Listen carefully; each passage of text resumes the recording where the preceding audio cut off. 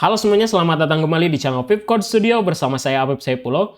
Di video kali ini kita akan memulai sebuah seri baru yang mungkin banyak juga di request nih ya. Setelah bikin react, itu banyak banget yang request playlist ini gitu ya. Karena memang saya pernah bilang bahwa react itu saat ini setup yang terbaik adalah menggunakan salah satu frameworknya.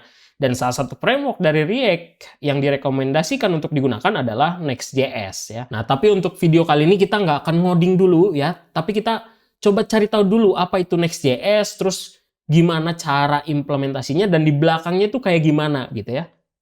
Nah, sebelum kita mengetahui Next.js itu seperti apa, kita berangkat dari sebuah masalah ya, yaitu bagaimana caranya untuk membangun sebuah aplikasi yang baik ya. Nah, ini mungkin pasti banyak banget sebetulnya di luar sana yang jago bikin aplikasi gitu ya, bisa bikin aplikasi ya dengan berbagai macam fitur.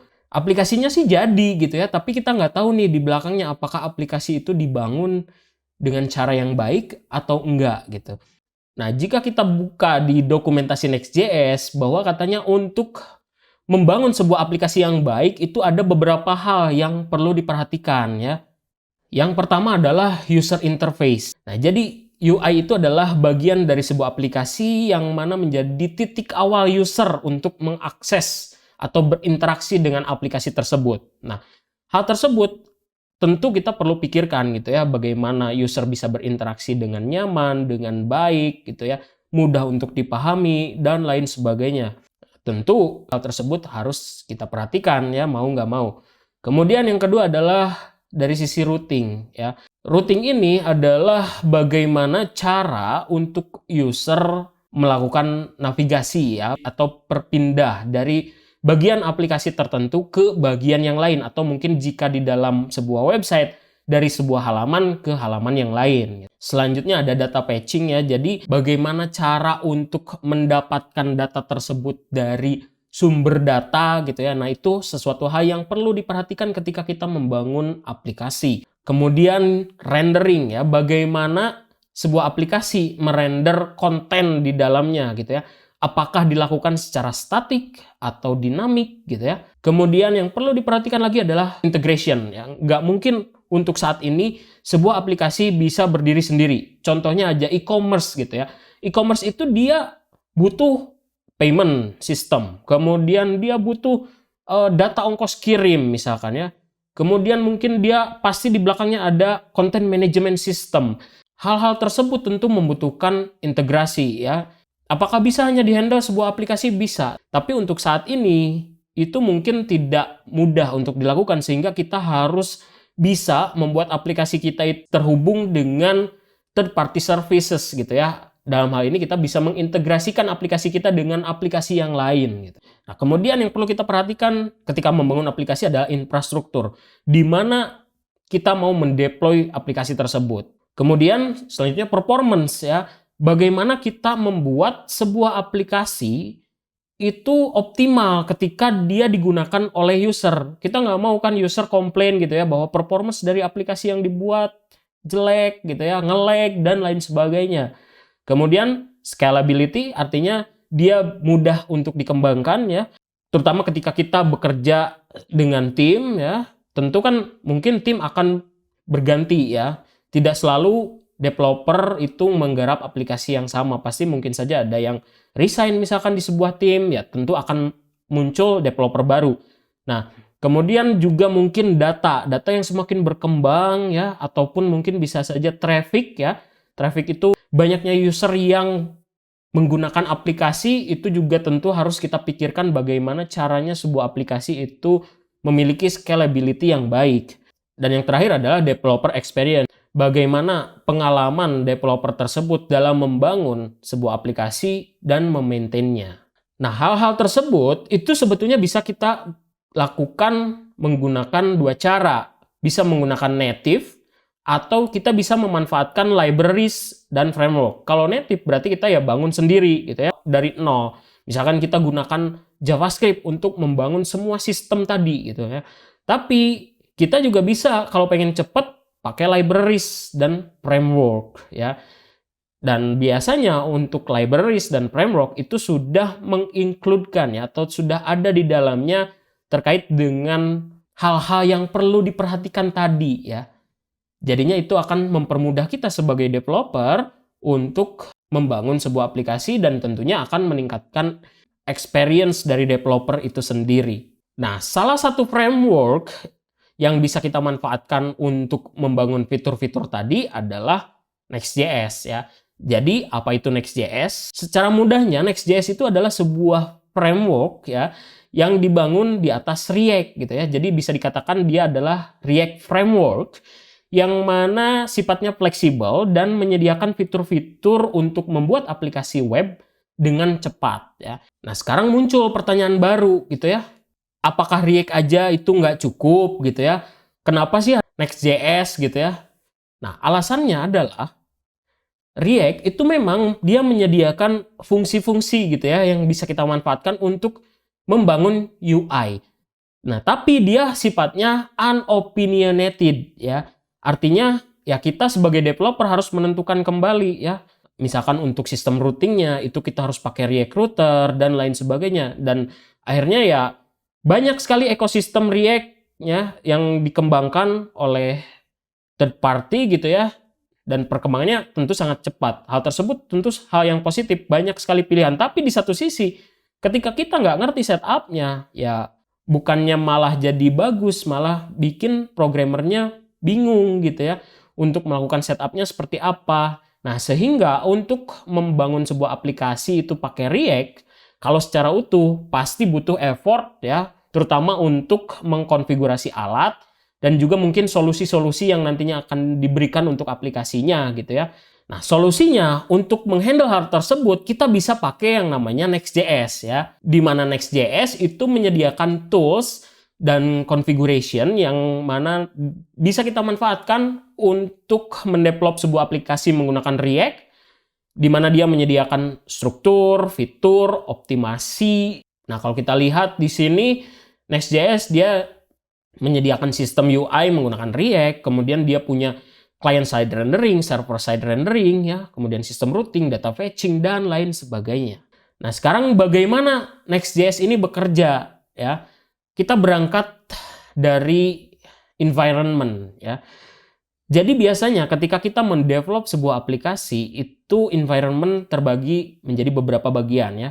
Ada development, kemudian ada production, atau bahkan kalau di industri itu ada juga staging ya. Nah, jadi kalau development adalah fase di mana developer biasanya mendevelop aplikasi dan itu biasanya terjadi di lokal server development kita gitu ya. Kemudian kalau production itu adalah aplikasi yang siap digunakan oleh user ya. Jadi benar-benar sudah siap digunakan. Di fase development, Next.js itu mengoptimalkan pengalaman developer di mana dia menyediakan TypeScript, ESLint, fast refresh, dan fitur-fitur yang lain. Kalau dia di dalam mode development, ngemanjain developer. Ya.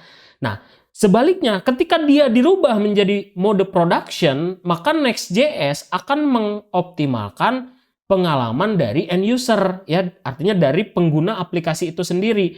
Di mana dia akan mengubah setiap kode agar memiliki performance yang baik gitu. Jadi ketika development dia manjain programmer, ketika production dia manjainnya end user. Wah, ini keren banget nih ya. Hal tersebut bisa terjadi karena Next.js menggunakan SWC ya, di mana dia adalah sebuah singkatan dari Speedy Web Compiler ya, yang mana dia sebagai compiler yang ditulis dengan bahasa Rust ya, yang dapat digunakan untuk melakukan compiling, bundling, minifying, dan code splitting ya. Nah, ini istilah-istilah ini akan kita coba pelajari di video kali ini gitu ya. Buat teman-teman yang masih bingung nggak apa-apa. Nah, jadi kalau kita buka di website Next.js kemudian scroll ke bawah itu ada katanya Next.js ini dia dibangun ya menggunakan React tentunya sebagai user interface. Kemudian dia juga menggunakan TurboPack ya. Mungkin teman-teman udah pernah belajar tentang yang namanya Webpack gitu ya, merupakan modul bundler yang biasanya digunakan. Untuk saat ini ada muncul baru lagi yaitu TurboPack, namun di sini masih versi beta ya untuk Next.js 13.4. Untuk Next.js terbaru untuk saat ini gitu ya. Nah, tapi kedepannya ini bakal keren banget gitu ya, karena dia akan semakin optimal untuk JavaScript ya dan TypeScript pastinya. Kemudian dan tadi ya, yaitu SWC ya, atau SWC atau Speedy Web Compiler. Nah, kita bahas satu-satu. Pertama dari compiling. Jadi compiling ini adalah proses komputer mentransformasi kode dari satu bahasa ke dalam bahasa lain atau versi lain dari bahasa tersebut. Nah, contohnya di sini misalkan ada sebuah kode ya, ini bisa kita baca ya sebagai developer. Ya, mungkin teman-teman kalau udah belajar React pasti ngerti ini, yaitu kita mau bikin sebuah komponen ya, atau sebuah pages di sini lebih tepatnya menggunakan functional komponen yaitu home page yang mereturn sebuah div ya. Nah, ini kan bisa kita pahami ya sebagai developer, mau itu ditulis dalam sintak JSX, mau ditulis dalam sintak TypeScript maupun misalkan JavaScript modern ya.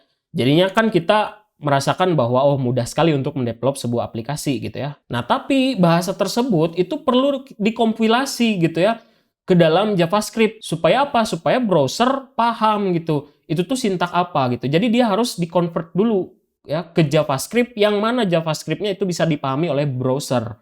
Nah, jadi walaupun kita tulis dalam bahasa TypeScript misalkan, itu dia tetap nantinya setelah di-compile bentuknya akan menjadi JavaScript juga gitu ya. Supaya dia bisa dipahami oleh browser. Nah, kemudian proses setelah melakukan compiling, dia akan melakukan yang namanya minifying ya. Di mana proses ini adalah menghapus formatting dan komentar-komentar yang tidak akan digunakan oleh browser gitu ya, tanpa mengubah fungsionalitas kode ya. Walaupun bentuk kodenya berbeda tapi fungsinya sama aja gitu ya. Nah, tujuannya untuk apa? Untuk meningkatkan kinerja dari sebuah aplikasi dan tentunya untuk mengurangi ukuran filenya gitu ya. Namanya juga minifying, artinya dia akan membuat filenya jadi mini tapi fungsinya sama aja gitu. Nah, kurang lebih seperti ini. Setelah tadi kodenya dikompil, dia akan menghapus semua spasinya gitu ya. Ketika dia masuk ke dalam browser ya. Jadi dia melalui minifier. Nah, mungkin juga sebetulnya teman-teman pernah lihat juga kalau menggunakan CSS ada misalkan style.min.css. Nah, itu juga sama, dia di minify ya untuk code-nya. Supaya apa? Supaya lebih efisien, lebih meningkatkan kinerja dan juga mengurangi ukuran file pastinya. Nah, setelah dilakukan minifying, Next.js akan melakukan proses bundling ya, di mana proses bundling ini adalah menggabungkan file ke dalam bundle yang kemudian nanti akan dioptimalkan untuk browser, yang mana tujuannya adalah untuk mengurangi permintaan file saat pengguna mengunjungi halaman web gitu ya.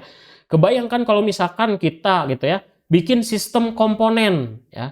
Misalkan aja kita bikin homepage, di dalamnya ada navbar, ada hero section, ada bagian about company misalkan, terus ada testimoni, ada kontak, ada footer gitu ya. Nah, itu kebayang kalau browser harus nge-request filenya satu-satu gitu. Lama banget gitu ya, dan akhirnya dia dibundle lah dalam satu buah file yang besar yang mana isinya itu biasanya ada CSS dan JS-nya gitu ya. Nah, setelah dibundle, kemudian Next.js akan melakukan yang namanya code splitting. Artinya setelah dibungkus jadi satu bundle besar gitu ya, dia akan pisah-pisah lagi jadi bagian-bagian yang lebih kecil gitu ya. Yang mana nantinya mungkin bagian-bagian tersebut akan dibutuhkan oleh setiap entry point. Nah, entry point di sini adalah URL biasanya ya, yang tujuannya untuk meningkatkan initial load time ya. Jadi ketika kita membuka sebuah halaman, itu kita hanya gunakan file-file yang dibutuhkan oleh halaman tersebut gitu ya. Kita nggak perlu ngeload untuk yang halaman lain. Ketika halamannya dibuka, itu akan jauh lebih cepat ya. Nah, hal tersebut ketika kita tanpa menggunakan framework ya, katakanlah menggunakan native, itu mau nggak mau kita harus setup. Katakanlah misalkan menggunakan webpack ya. Nah, berarti kita harus setup webpack-nya tuh ya. Mau nggak mau. Tapi kalau pakai Next.js, developernya nyantai, nggak perlu nge-setup lagi yang begini ya. Next.js udah ngasih ya konfigurasinya, dan kita bisa otak-atik konfigurasinya sebetulnya gitu ya untuk melakukan hal tersebut. Nah, tapi walaupun kita nggak otak-atik konfigurasinya, secara default pun Next.js sudah memberikan performance yang cukup baik untuk menghandle hal-hal tersebut gitu. Jadi developernya udah nggak usah capek-capek lagi nge-setup Webpack lah, apalagi sekarang pakai TurboPack ya kan, berarti kita harus belajar lagi TurboPack kan mau nggak mau. Nah kalau pakai Next.js ya kita nggak perlu untuk melakukan setup hal tersebut ya, sehingga proses development akan jauh lebih cepat. Kita akan bahas tentang kecantikan dari Next.js. Nah kalau sebelumnya saya pernah bahas tentang kecantikan React. Nah, kalau kecantikan React itu kan dia bisa untuk membangun komponen yang merepresentasikan bagian dari sebuah UI, kemudian dia bisa di reusable, yang mana itu hanya menggunakan JavaScript function, tapi dia bisa mengembalikan nilai berupa HTML ya, atau disebutnya sebagai sintak JSX gitu ya. Jadi itu kalau beauty of React. Nah, kalau beauty of Next.js ya, atau kecantikan dari Next.js itu agak berbeda. Kecantikannya seperti apa? Kita akan coba bahas, kupas ya, sedikit demi sedikit. Jadi, kita mungkin harus kenalan dulu sama yang namanya build time dan runtime ya. Jadi, kalau build time itu adalah mengacu pada waktu di mana saat aplikasi di-build ya. Artinya adalah ketika kita mentransformasi kode dari tadinya di development environment menjadi production environment hingga akhirnya aplikasi itu siap digunakan. Nah, itu disebutnya adalah build time. Kalau runtime itu mengacu pada waktu saat aplikasi sudah selesai di-build dan di-deploy. Artinya apa yang diakses oleh user berada di dalam runtime ya. Nah, kalau ketika aplikasinya di-build dari development ke production, itu artinya di build time ya. Nah, kemudian yang perlu kita pahami adalah client dan server. Kalau client itu merujuk ke browser pada perangkat pengguna ya, mengirimkan request ke server yang kemudian diterjemahkan menjadi UI. Nah, kalau server dia mengacu pada perangkat yang menyimpan kode aplikasi, kemudian menerima permintaan dari klien, melakukan komputasi dan juga mengirimkan kembali respon yang sesuai ya. Jadi intinya adalah kalau klien itu ya komputer yang mengakses aplikasinya, kalau server adalah komputer yang menyimpan aplikasi tersebut gitu ya. Nah, hal ini akan berhubungan dengan yang namanya rendering. Nah, jadi rendering ini adalah proses Next.js mengkonversi code menjadi representasi HTML dari sebuah UI yang dapat dilakukan di sisi klien, ya tadi berarti di sisi komputer user ataupun di server gitu ya. Dan dia dapat terjadi pada saat build time maupun runtime. Nah, ada beberapa macam yang dimiliki oleh Next.js ya. Yang pertama ada server-side rendering, atau ada juga yang menyebutnya adalah pre-rendering. Kemudian ada static site generation, dia sama bagian dari pre-rendering ya. Ada juga yang dinamakan client-side rendering. Nah, sekarang bedanya apa? Kita coba lihat satu-satu ya. Mulai dari client-side rendering dulu. Jadi client-side rendering ini dia metode rendering yang mana pengambilan data eksternal ya, artinya ketika kita fetch data dari API atau dari backend, dan juga transformasi kode menjadi representasi HTML dari sebuah UI, itu terjadi di sisi klien ya, atau di komputer user gitu ya. Nah, jadi yang dikirimkan dari sisi server ya hanya initial HTML aja, jadi dia bentuknya hanya strukturnya saja, terus UI-nya juga masih kosongan, nantinya akan di-rendering di sisi klien gitu. Nah, sementara kalau kita bandingkan dengan pre-rendering ya, itu dilakukannya di sisi server. Jadi tadi ada dua metode ya, yaitu static site generation dan juga server side rendering, yang mana keduanya merupakan sama-sama pre-rendering gitu ya. Dimana kalau pre-rendering itu pengambilan data eksternal gitu ya, koneksi data ke backend, terus transformasi kode jadi UI gitu ya, itu terjadi sebelum dikirimkan ke klien. Artinya apa? Artinya terjadinya di sisi servernya gitu ya. Nah, kemudian setelah dia siap ya, data siap, kemudian HTML juga strukturnya sudah lengkap, UI-nya juga sudah terbentuk, baru dia dikirimkan ke sisi klien ya. Nah, setelah dia dikirimkan, klien akan menggunakan HTML itu untuk menampilkan halaman, tapi dia belum interaktif ya. Artinya kalau misalkan ada button, itu buttonnya belum bisa diklik gitu ya, tapi halamannya udah tampil nih, strukturnya udah kelihatan gitu ya. Nah, kemudian React akan melakukan proses yang namanya hydration ya. Jadi dia bakal pakai data-data yang sudah di-patch dulu gitu ya oleh API, di-patch di si server, dan JavaScript yang dikirimkan dari si server tersebut. Kemudian dia bakal bikin si komponen-komponen tadi yang belum interaktif menjadi interaktif gitu ya. Nah, jadi prosesnya terjadi di sisi server ya, bukan di sisi klien. Nah, sekarang bedanya apa antara server side rendering dan static side generation ya? Nah, yang membedakan server side rendering dan static side generation adalah dari sisi runtime dan build time. Kalau server side rendering itu dilakukan saat runtime ya. Jadi HTML-nya di-generate, kemudian HTML, data, dan JavaScript dikirimkan ke klien itu pada saat runtime, artinya aplikasinya sudah berjalan gitu ya. Nah, kalau static site generation itu dia dijalankannya pada saat build time gitu.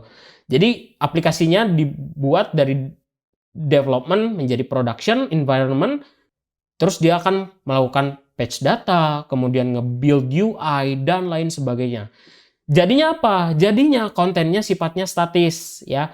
Jadi ketika kita misalkan ya punya blog ya, terus kita build aplikasinya, misalkan ada 10 artikel. Terus kita nulis lagi di CMS artikel baru, kalau pakai static site generation, kita buka ya di web kita, artikelnya nggak nambah tuh ya, tetap aja 10 karena dia sifatnya statis ya. Apapun yang dilakukan di build time itu nggak akan bisa ke-update lagi gitu.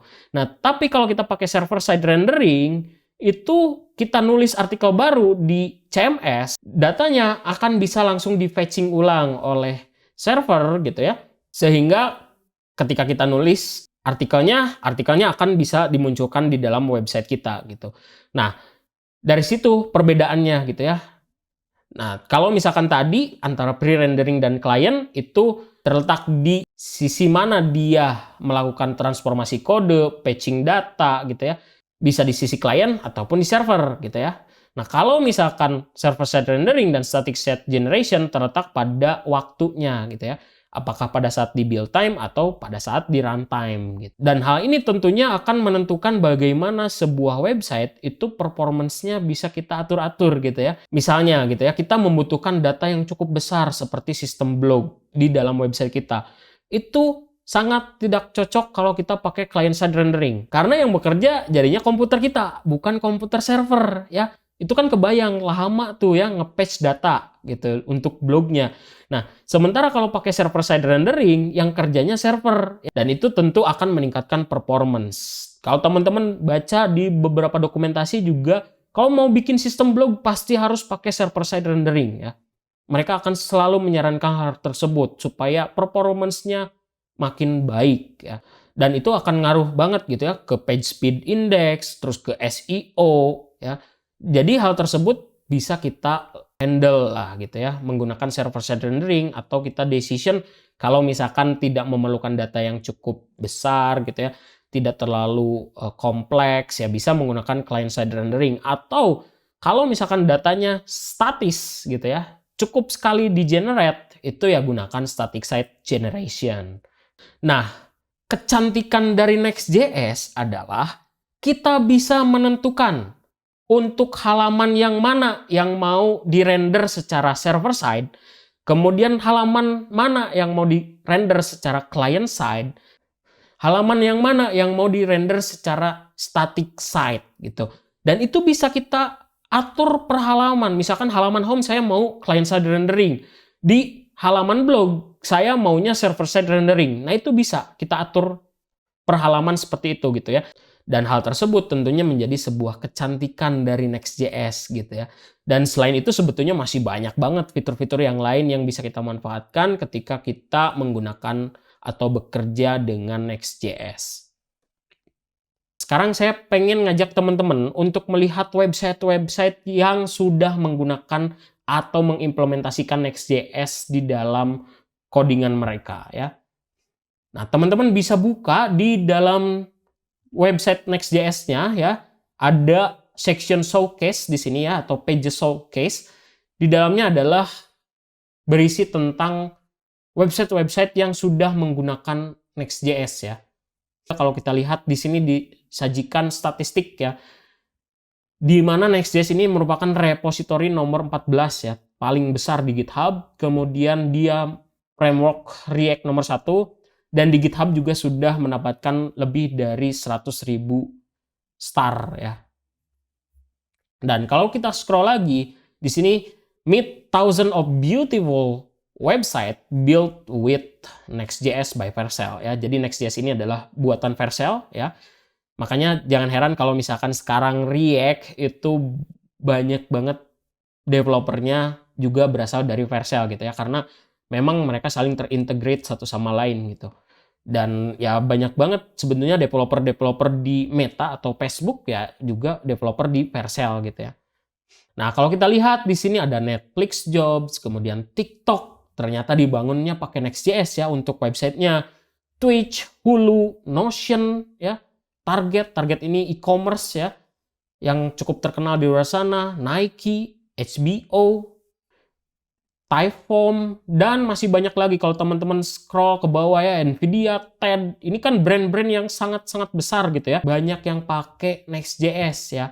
Yang pasti mereka alasannya ya tadi ya, banyak banget kelebihan-kelebihan dari Next.js sendiri, kemudian juga mereka yang mungkin sudah menggunakan arsitektur React dari awal, ya mereka tentunya akan upgrade ke Next.js karena tentu dari sisi fungsionalitas jauh lebih banyak dan juga jauh lebih mempermudah developer ya ketika proses development berlangsung. Dan hal tersebut ya kalau bikin developer happy, developernya gampang ngedevelopnya, ya pasti delivery dari sebuah aplikasi itu akan jauh lebih cepat ya. Terus juga ya performance-nya meningkat, kualitas code-nya pun akan jauh lebih meningkat.